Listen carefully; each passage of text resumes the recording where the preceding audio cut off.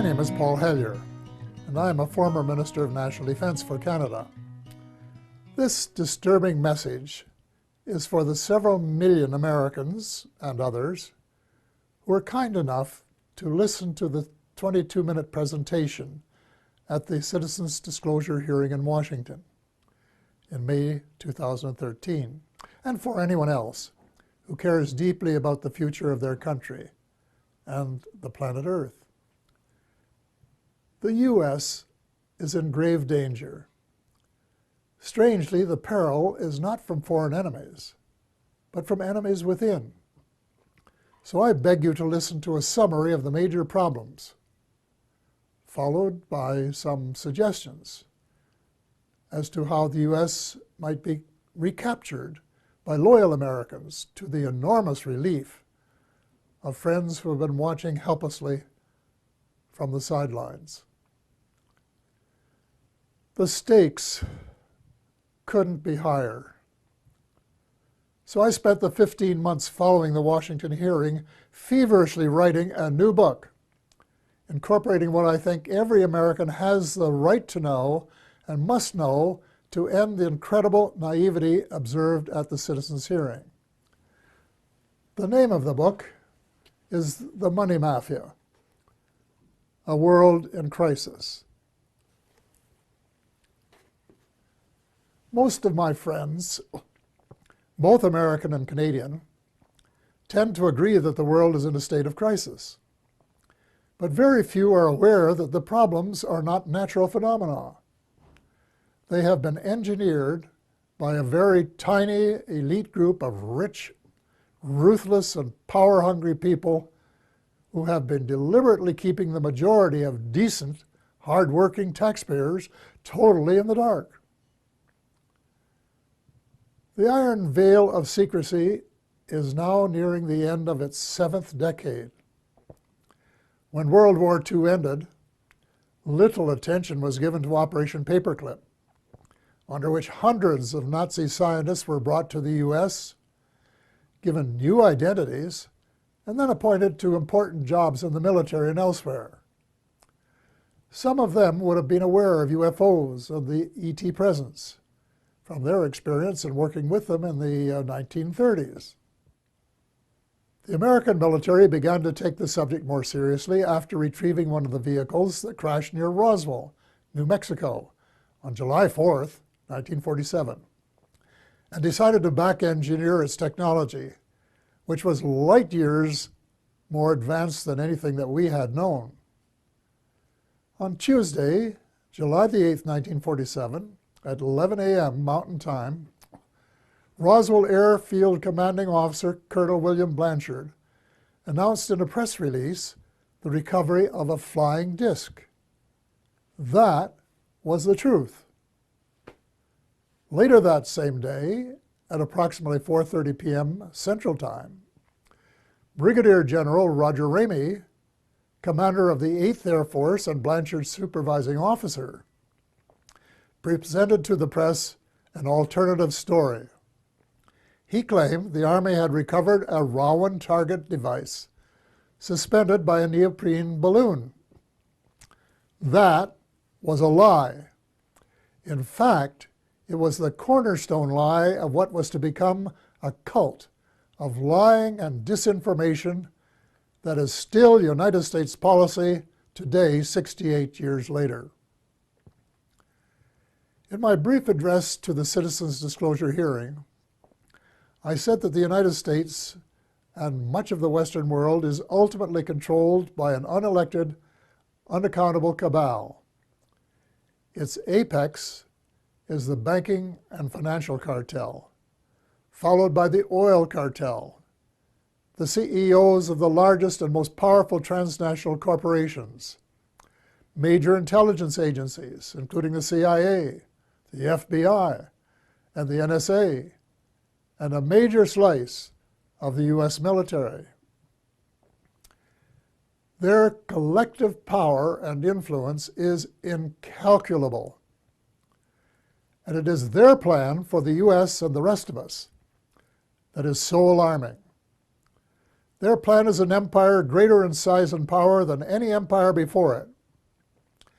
They call this the New World Order, which, ironically, is the same name Hitler used for the smaller empire he imagined.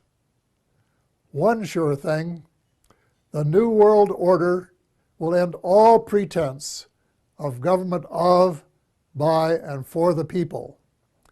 It will be a dictatorship of, by, and for a small minority of the rich and privileged elite.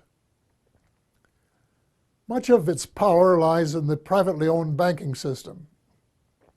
Why monarchs and politicians allowed a private cartel to become the monopoly supplier of new money, we will never know. But this power is almost absolute and can determine the fate of nations and their people. A system where nearly all money is created as debt, and debt that has to be repaid with interest, but where no one creates any money with which to pay the interest, is a dead end that leaves debtors with no alternative but to borrow the money to pay the interest and go deeper and deeper into debt. It's so wildly absurd that a grade 10 student would only need a few minutes to recognize it as one giant Ponzi scheme. Banks can invest $5 million and leverage it to create $100 million in loans that have to be repaid with interest. In effect, they skim 95% off the top of every loan. That is the reason I call them the money mafia. Monetary reform is the most urgent of all essential reforms, and my book contains a specific formula that the brave Occupy Wall Street protesters could have used to advantage when asked, "But what do you suggest?" What they lacked was the answer to that question. If about 99% of the population don't understand a deception that has been responsible for the Great Depression of the 1930s, the terrible recessions of 1981-82, 1991, and the Great Recession of the 21st century, it's not too difficult to understand why there are so many skeptics about UFOs and their occupants, even though several species have been visiting planet Earth for thousands of years.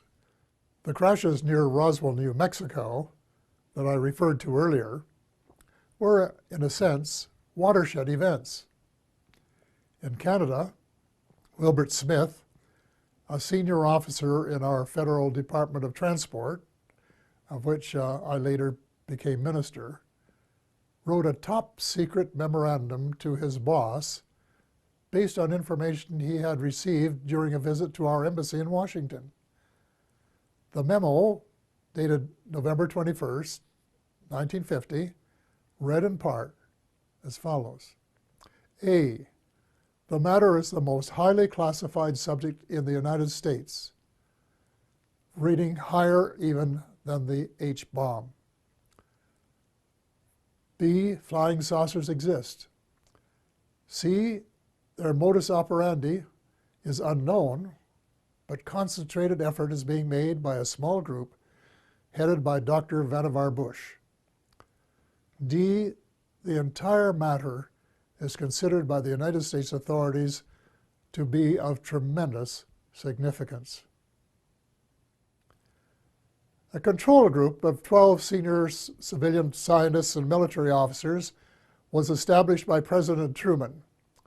They were known as the Majestic 12, or MJ-12, which issued a memorandum that included how to respond to UFO sightings by saying that they were natural phenomena, such as plasma or swamp gas, or that the observer might have been imbibing too much Jack Daniels bourbon. Nothing could be further from the truth. Under the Eisenhower administration, much of the physical engineering was transferred to underground facilities in Nevada and Arizona. Meanwhile, much of the control was transferred to civilian agencies in order to create plausible deniability as to its existence. When President Eisenhower wanted to take a look at the restricted areas, he was denied access. It was only when he threatened to send in the First Army that it was agreed that he could send 3 confidants to look at the secret areas 51 and S4. They reported that the Roswell vehicle was indeed being back-engineered by United States forces. President Eisenhower was so distressed by the situation that he included in his farewell address to the nation that his fellow Americans should beware of the military-industrial complex, which, according to one witness, was his way of saying that the ET file had fallen into the wrong hands. Indeed it had. It was under the control of the military-industrial complex, otherwise known as the financial, intelligence, and military wing of the all-pervasive cabal, which has seized control of the United States and much of the balance of the world.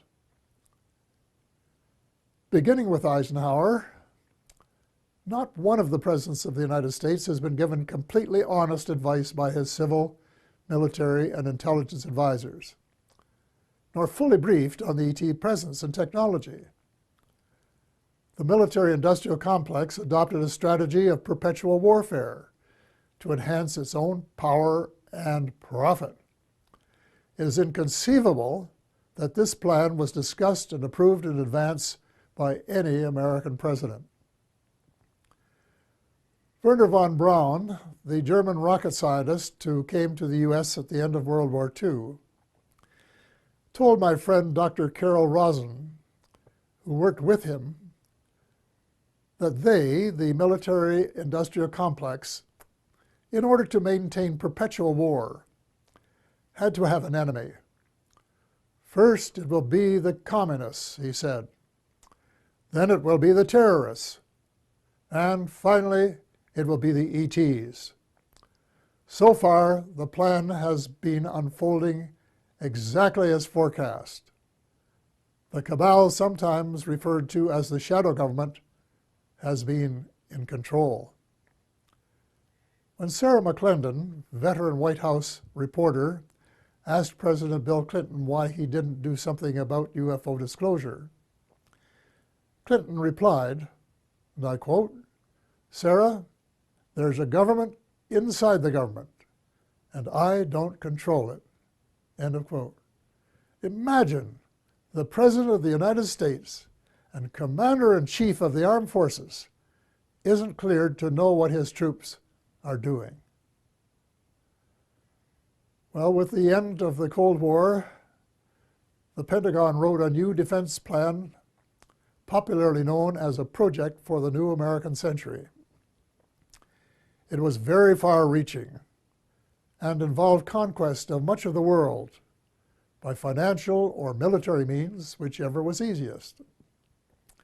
The document, which very few people were aware of, admitted that it was so far-reaching that it might be too much for Americans to swallow in the absence of some catastrophic and catalyzing event like a new Pearl Harbor. Well, Lady Luck appeared to be on their side in the form of September the 11th, 2001. Amateur foreign pilots trained in the U.S.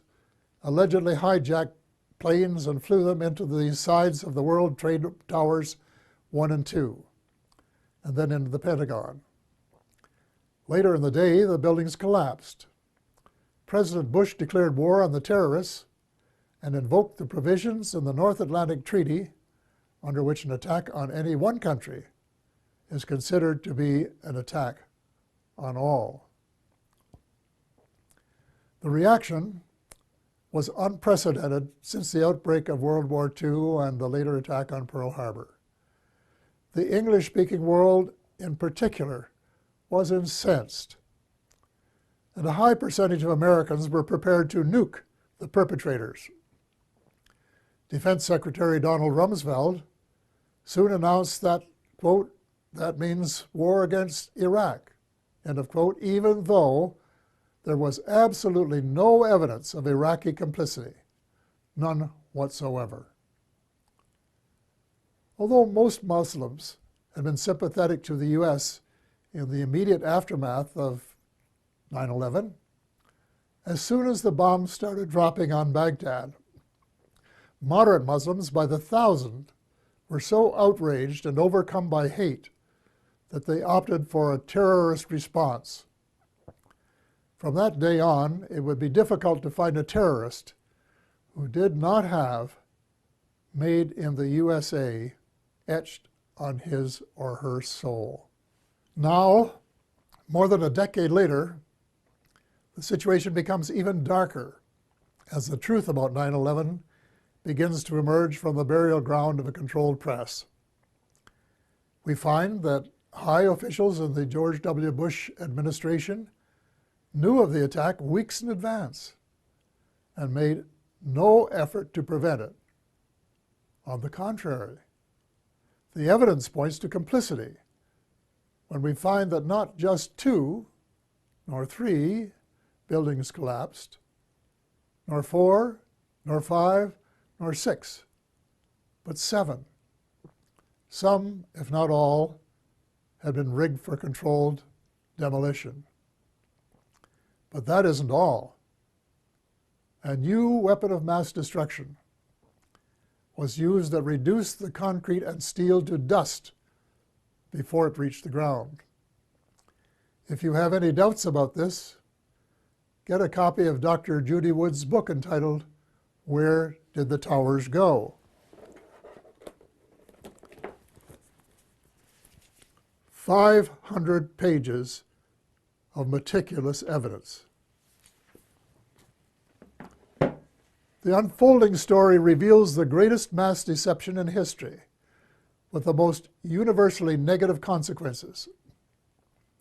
Far more important than the long lineups for security checks at airports. We have been stripped of our civil rights one by one, including, I regret to say, habeas corpus, reversing 800 years of progress. Country was set against country, religion against religion. Words like peace and negotiated settlement, which had been possibilities before 9/11, were lost in the jungle of lies. The cabal, also known as the military-industrial complex, was not interested in a just settlement. It wanted perpetual war, and that was what its heinous deception achieved. It also robbed the once great United States of America of its last vestige of moral leadership. Worse, by invoking NATO, it transformed a defense alliance into a US-led task force.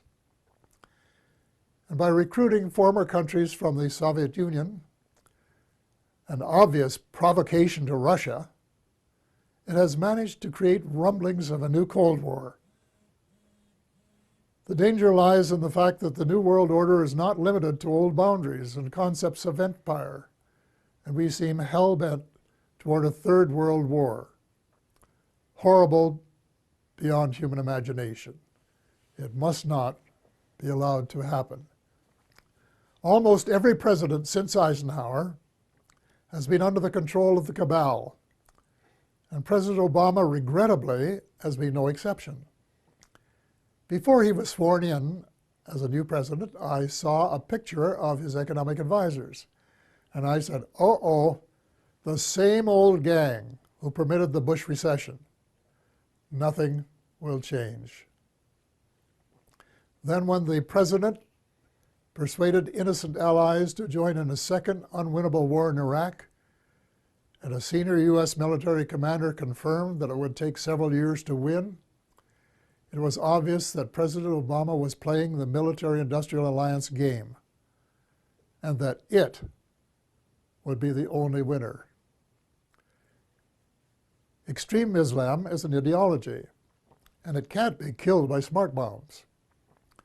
Most ISIS recruits begin as young idealists who are repelled by the way the world is being run. and are looking for a better way. Any effective strategy must be to win their hearts and minds, and not just to kill them and make them martyrs to a cause. Step number 1 is to convince President Obama that the policies of his predecessor benefit no one but the arms manufacturers. So all non-Muslim members of the coalition should withdraw from the war against the Islamic State and begin to reverse all of the wrongs committed by the West in recent years. Hate him or love him, President Obama is the only person in the world with the power to lead a penitent United States and its misled allies in the moral and spiritual revolution essential for a world of peace and justice, where the human species has a fighting chance to survive. The transformation has to be reversible before the next U.S. presidential election, which could be the point of no return. Ultimately, the Muslims must be allowed to settle their own problems. Before 9/11, Iraq was a Sunni dictatorship that treated its Shia brothers and sisters badly. The U.S. deposed Saddam Hussein and established a new Shia majority that treated its Sunni minority unfairly.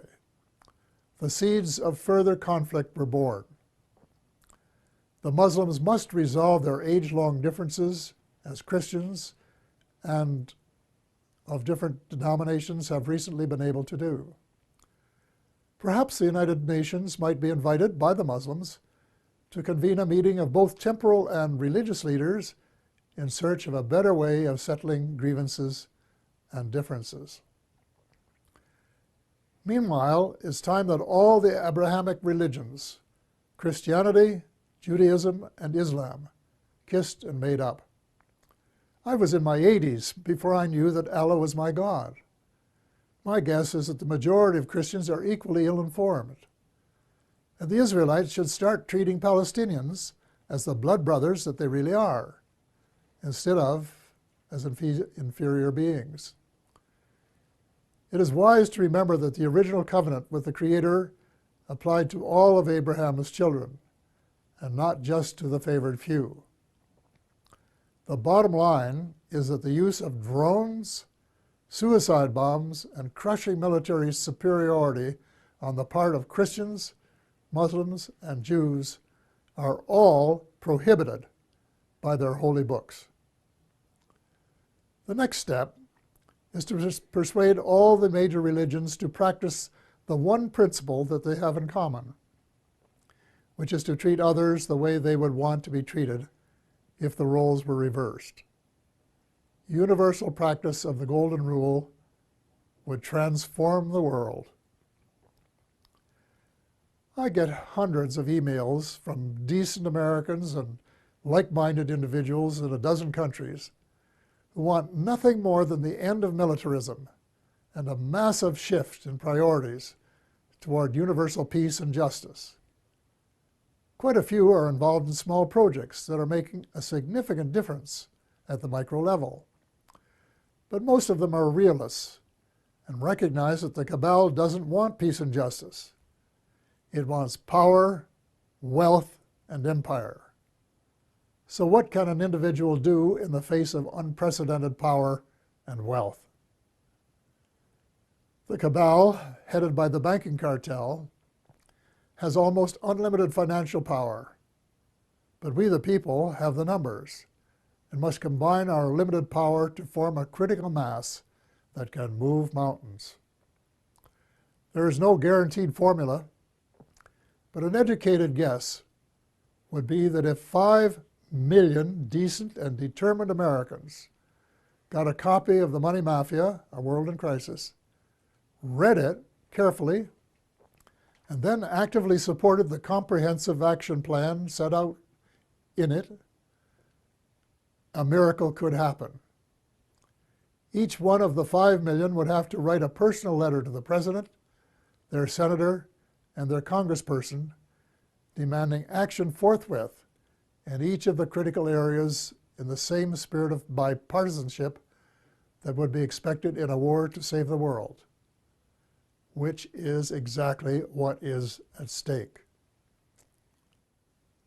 I am not going to repeat the list of essential reforms here, except for a few key items. The U.S. should play a leadership role in ending the private bankers' monopoly to print money. Actually, it isn't really money, it's just credit created out of thin air, a computer entry, and restore some of the power to the people that is rightfully theirs. President Obama can mint $2 trillion platinum coins to get the ball rolling, while legislation is prepared to take over the Fed and establish a 100% publicly owned central bank, a central bank of the United States. There cannot and will not be peace and justice on earth while the Fed continues to exist. Speaking of justice, if President Obama really wants a place in history as a friend of the 99% rather than the 1%, he can fast-track the Trans-Pacific Partnership into oblivion. Even the name is a lie. There is no way it is a partnership. It should be called the Trans-Pacific Power Grab by a small elite group who want to feather their own nests at the expense of other people's rights to run their own affairs for their own benefit.